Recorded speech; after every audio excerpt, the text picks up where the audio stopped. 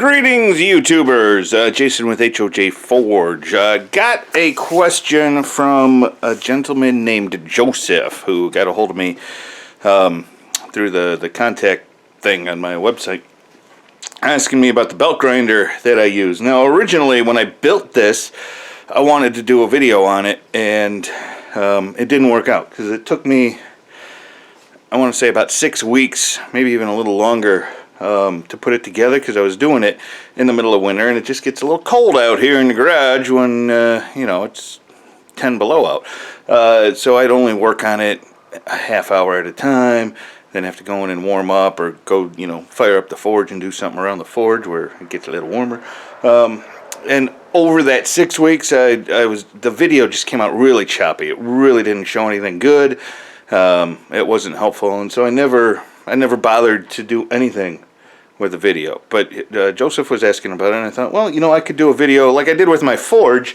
I never did a video on building that, but I did here's what it is, and I kind of explained what I did as I went along and showed the video. So I thought I'd do that with this belt grinder too, and show you some of the things that I would change if I was building it today after having this in use. It's been a little over a year, something like that, that it's been going, and there's a few things I would change if I was building it today. So let me show you what I did. Okay, so one of the questions Joseph asked was where I got the wheels. Did I buy them or did I make them? I bought these off eBay. It was a set of 4, 2 for the platen. I forgot what they're called. One tracking wheel and one drive wheel for like $100. And if I can find the original listing of when I bought them, the company's still there. It's a place out of Oregon where they turn these by hand. You know, they make them right there. Really great company to work with. I thought I had a problem with some bearing. I mean, it was a great company. They hooked me right up. And for $100, pretty dang happy with the wheels. Now, some people use skateboard wheels. In fact, Dave McConnell, who I bought my hammer from, just a couple of towns over, uses skateboard wheels in the one that he built, and it works just fine. Skateboard wheels would probably be a lot cheaper, but this is what I went with.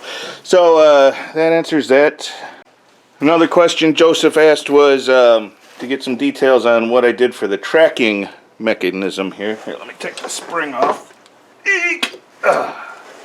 So this is the arm that, you know, is normally on the spring, which puts the tension on. And here's what I did for the tracking wheel. And I'm pretty happy with this overall. All I did, I built this whole frame out of just some scrap tubing. I think I got 1.5" and 2" or maybe it's 1" and 2". I don't remember. But whatever it was, the 2" fit around the, I want to maybe 1.5" almost perfectly. And so all I did was cut out one side of a piece of that 2" tubing and then fit it around a piece of the 1" tubing, and then drilled a hole all the way through it and put this bolt through here, which it sits on. And then for the adjustment, there's a bolt here. Let me get the other side. This is the other side of it, and all I did was weld a nut. I drilled a hole through that smaller tube that it fits through, welded a nut on there, threaded a bar through there, and just welded this handle on the end of that nut, not a bar but a nut, and that raises and lowers this, and as it raises and lowers it, it creates just enough of a difference in the angle on the wheel to line it up and tell it where to go. I was not the one that came up with this idea. There's plenty of other YouTube videos that show almost the exact same thing, but it works, so I'm not arguing with it. For the pivot arm, it's kind of the same way. This was just 2" tubing here that I cut 2 sides out on and put the 1.5" maybe, whatever it is, 1.5. Let's call it 1.5. Put the 1.5" inside it, drilled all the way through to get the fulcrum, the pivot point, and put a bolt through there, and That's just the pivot, and then I welded a couple of little tabs on to hook a spring up with. Now, finding the right spring to give me the right amount of tension, that took some playing around. But you know, what I did was went to the hardware store and bought, I don't know, 3 or 4. They're only a few bucks, so I bought 3 or 4 different size springs and then just played around with it till I found the right one that gave me enough tension without being too tight. Okay, this motor is a Harbor Freight farm duty 1 horsepower motor, 110 volt motor. It replaces my original motor. Was a 3/4 horse. I think it was like out of an old furnace. It was like an old furnace fan motor, and it was 3/4 horse, and it did okay. Wasn't great. Upgraded to this one, and it's much better still. If you can go with the 220 and get at least like 1.5 horses, I think you're going to be much happier than settling for a 1 horsepower or anything less than that. But 1 horsepower, if you've only got 110 running to your garage or your shop or whatever, a 110 1 horse motor, it will work. It's not the best, but it will work. I run it on step pulleys. I don't remember what, I think it was the 1700 speed. And the step pulleys get it going plenty fast enough, and it's just a 3-step. Again, I got these, I think I got them on, it was either eBay or Amazon that I got those, and then I just found the right belt. Oh, I guess I can show you what I did to put the tension on this, because you need some pretty good tension on that belt. This belt will like to slip a lot. So that's the base of the motor right there, and it's bolted to just a hinge that I bolted to this table. And originally I was letting just the weight of the motor supply the tension for the drive belt. That was a mistake, and I had to remedy that pretty quickly. So let me show you how I fixed that. Okay, the lighting back there kind of sucks, but you'll get an idea of what I did. So I had to add some weight to that motor. All I had at the time when I needed to add weight to get more tension on that belt was just a hunk of old leaf spring, because I get those from the scrapyard all the time, so I had a whole bunch of them. So I hung that. I took, I don't remember how I hung it, just some kind of cable or something, and hung it from, oh, I took a spring, that's what I did. I took one of those springs that didn't work for the tensioner, and I hooked it up to the back of the motor, to one of the holes on the mount there, and then hung that big coil spring, did I say leaf spring? That big coil spring from that, and then it still wasn't quite enough, and so I took a ratchet strap, and you can see it, I wish I had better light down there, but you can see that ratchet strap just kind of hanging off the spring, and I took that and tied it down. I pulled it down to get even more tension, and tied it off to the base of the table that I'm using for this thing. So there's quite a bit of tension on it, but because I used a spring to attach it all, it still has quite a bit of play, and the vibrating from the sander running doesn't hurt it at all. I have not had a problem with that since I set it up. What else can I tell you? Here's the drive wheel for the belt. The sanding belt, and I think I used a 5/8 axle, I think. Whatever it was, you could order different size hubs, but I think it was 5/8. And then I got pillow blocks. Sorry, they're covered with grease, because they are grease and muck and gunk, but it's just running through pillow blocks, 2 pillow blocks with the other pulley in the middle. So here's a shot of it in the middle. So the drive wheel for the belt's over there. There's the greasy pillow block that I just showed you. Here's the other step pulley. Motor's back that way. And then here's another pillow block. And I only went with 2. You could go with 3 or as many as you want. I only went with 2, and it seems to be working fine. But I've got this step pulley in the middle of them. When the belt goes bad, which I have had to change that once already, you know, it's kind of a pain, because you've got to undo it from both pillow blocks and slide the whole axle out, and it is kind of a pain, but it does make it a lot more stable. There's a lot of vibrating that goes on with this, and the vibration is what kills the sander. So with that in there, it's just a lot more stable. I've got the pillow block sitting on just some, I don't know what it is, 1.5 by 4 inch, maybe it's 2 by 4 steel tubing, pipe, whatever that is, you know, the hollow stuff. Just drilled some holes and mounted that to that, and then welded those to a plate, and the plate is what I bolted down to the table I'm using. So this is the table I'm using, which is an old industrial sewing machine table. I used to upholster furniture in a previous life, and I've still got the sewing machine, but I never use it. It was just taking up space, but I couldn't bring myself to sell it because it's sort of that fallback career. If everything else goes to pot, I can always upholster for a living, and so I don't want to get rid of the sewing machine.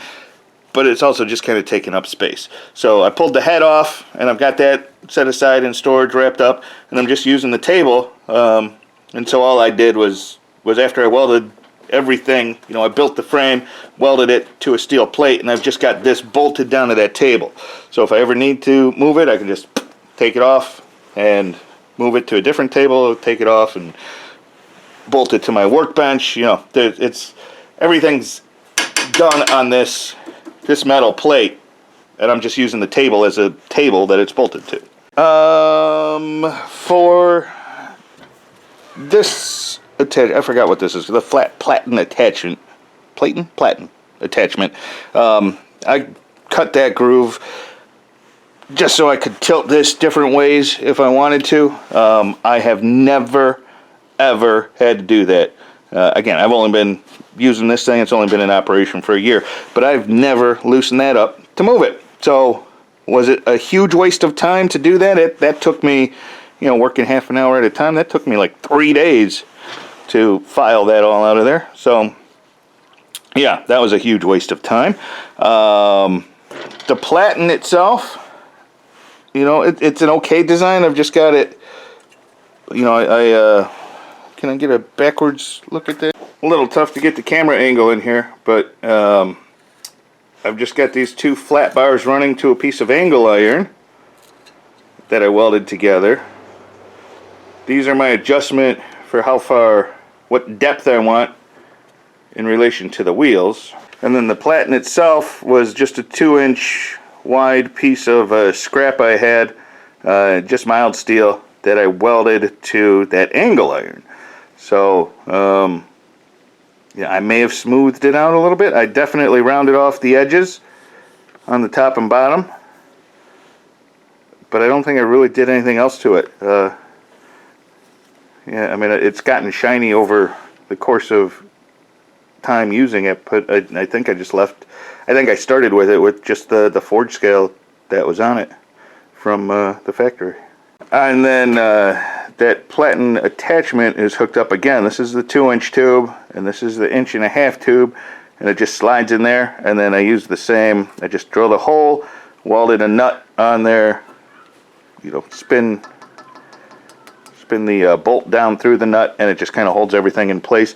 I may have done overkill. I've got 2 on the top and 2 on the side, just to lock everything in place. That might be overkill. I don't know. I've never had a problem with it, but that's the only attachment I've got right now. I never did a contact wheel. I don't have the small wheels. You know, this is the only one, so it never comes out. It never moves. Once I start getting into other wheel attachments, you know, might it be overkill? I don't know. I like overkill sometimes, though. So I think that's about it, though. All right, so Joseph, hopefully. Do I have something on my nose there? Is that? Oh, nasty, greasy. All right.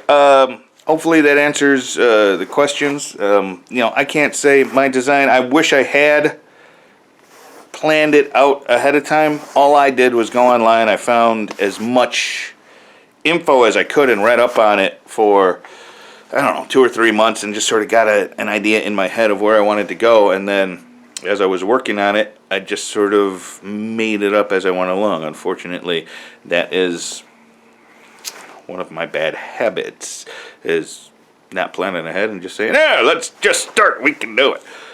I can usually get it to work, it's usually not the best. This came out pretty good. If I'd planned ahead, I probably could have gotten the wheels lined up a little better. They're just slightly off. I've got to get in there and mess with them and put a washer or two in there to shim the the wheel, the tracking wheel is too far in. I don't know. I've got to mess around with it a little bit. It's not quite perfect. But it works, and it gets me by, and does everything that I ask of it, and hasn't complained once. So, suggestions: 1.5 horsepower motor if you can do it. At least, even bigger is better. But you're going to need the 220 run to your garage/workshop, and if you don't, then I think you can get by with a 1 horsepower motor. I have no plans to upgrade at this point. That's how well it's getting by. Do I wish it was a little more powerful? Yes, but not enough where I'm thinking about running 220 out to my garage anytime real soon. So that's just something to keep in mind. And then I would come up with a much better way to keep tension on the drive belt if you're doing the step pulleys. If you're doing a direct drive, if you're hooking the drive wheel for the sanding belt right up to the motor, you're not going to be able to adjust the speed, but I think you're going to get less vibration probably. You're going to have less moving parts. You're going to have less problems. I've had some problems with the pillow blocks and things like that. Shaking themselves loose, and like I say, there's a lot of vibration. I got to go in there and tighten bolts all the time. About every 2 or 3 months I got to go through it and just tighten everything, because everything starts coming loose. No matter how much I tighten it, I guess I could use Loctite on it, but then I'd have to break the Loctite to get it out to replace a pillow block or something, and I don't know. It's just, you might think about direct drive if you're doing it that way. What else would I have changed? That's about it, I think. Unless I mentioned something as I was going through. My brain's a little foggy right this second. But yeah, I mean, overall, I think this design has served me pretty well. I would have done the measurements better. That's why I'm not giving you measurements, because mine are not good. Mine are not right. I made the platen too big. I made the space between the platen and the tracking wheel too far. I would have read up on the size to make it better. Again, I was just going, here, let me cut this and weld it together. Does this fit? Yeah, pretty close. Blah blah blah. We can trim it here, and then that's how I did it, and it wasn't smart. So, anyways, I'm going on far too long. Hopefully this helped you out, Joseph, and anybody else that watched it. If you have any questions, go ahead and leave them in the comment section, and I'll answer them the best I can. But you're better off finding other people that knew what they were doing to watch a video on how to actually build one of these. But this was mine. See ya!